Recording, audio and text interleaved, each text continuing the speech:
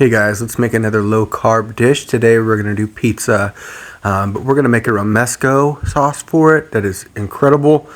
You roast those vegetables, guys, until they're dark. You need all that flavor.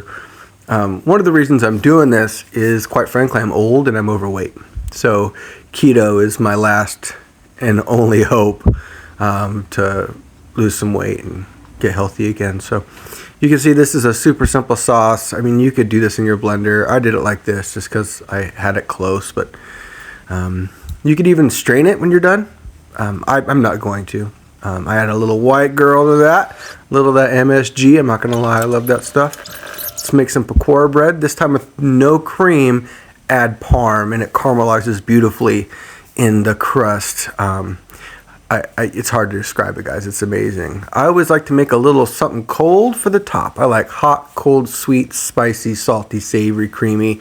I like to hit every single note when I'm making a dish like this. It's super simple. As you can see, it comes out beautifully. And just so you know, this isn't some floppy keto crust. And you've seen so many of them. It's caramelized beautifully and so delicious.